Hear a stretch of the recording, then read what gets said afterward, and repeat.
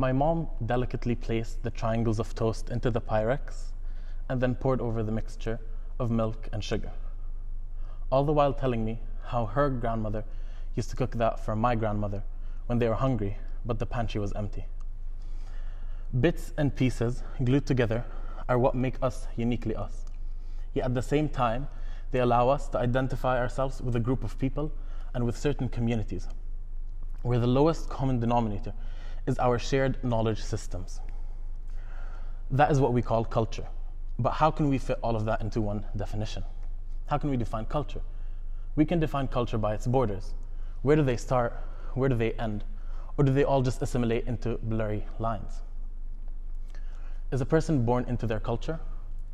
Or can a person decide what culture they are in? To what extent can a person decide what culture they are in? And at what point does the conception of that new cultural identity become cultural appropriation? My grandmother was born in 1944 in war-torn Europe to German-Austrian parents.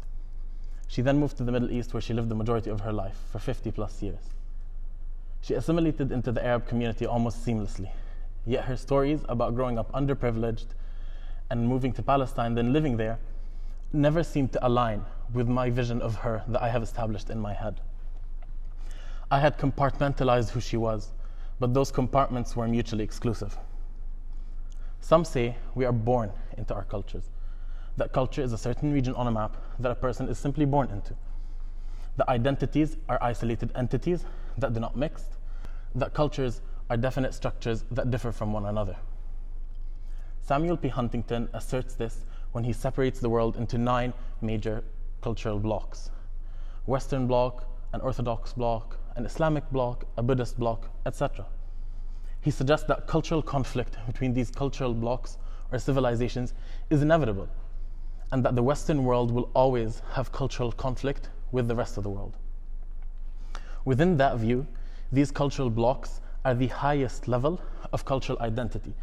They develop the guidelines as to which culture each person belongs to.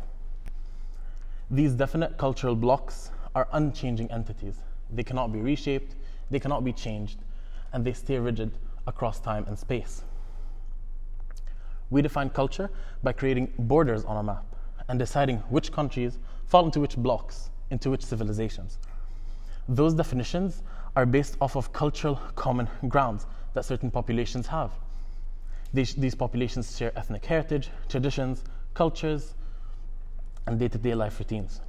This shared knowledge of different populations and countries and even peoples can be the basis of the ascertainment of culture for certain people. It stems from these cultures' traditions, habits, and everyday life. It stems from their shared experience and emotions towards certain events and happenings within their history. When I sit with my grandmother, I'm extremely intrigued to learn about her past life before moving to Jordan, as if her past life was not contiguous with her current life. She, on the contrary, is usually nonchalant, uninterested, and puzzled at the level of zeal I show towards her past and her history. To her, her life is just one long film reel that continues to unfold.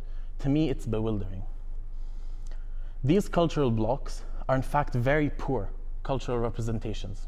Borders are not fixed, they are constantly changing and are malleable. People are able to self-identify with certain groups and certain communities in order to shape their own unique identity, outside the physical confines of where they were born or what they think their culture should be. Edward Said critiques Huntington's view of cultural identity and points out the misconceptions and misinformation within his concept. He stresses how oversimplifying culture and hugely complicated identities paints the world in a cartoon-like manner. But cultures are not a caricature of their people. Cultures and populations consist of large masses of different people that have significant and impactful internal dynamics, nuances, and intricacies that such a broad view of culture largely ignores. If we think of cultures as blocks, they become what they're not: shut off, sealed off, and sequestered. People are entitled to self-identify with certain cultures. Taya Selassie presents an interesting view of what self-identification is. She believes that no one belongs to a mutually exclusive category, but rather that people are multi-local and multi-layered. She suggests that we not ask people where they are from, but rather where they're locals. This emphasizes how cultural identity is built through life's experiences and events, alongside their ethnicity, heritage, race, and the communities they come from. This way, we can integrate knowledge systems within our manifestation of ourselves at a deeper and more nuanced level. We allow ourselves not to remain stuck within the confines of what we think our culture is, but rather what we want it to be. At the same time, we don't venture out so far that we appropriate other people's heritage, culture, and institutions that they built around their shared knowledge systems that they hold so dear and close to themselves. My grandmother's past and history will always contribute to my identity. The shared knowledge I have grown in and around has shaped my cultural identity the same way it has shaped hers. That ipso facto pours into my cultural ascertainment and allows me to figure out my own identity. Next time my mother will be pouring the milk and sugar mix over the toast triangles in the Pyrex, I'll be thinking of my grandmother's, my mother's, and my own story. Our shared story.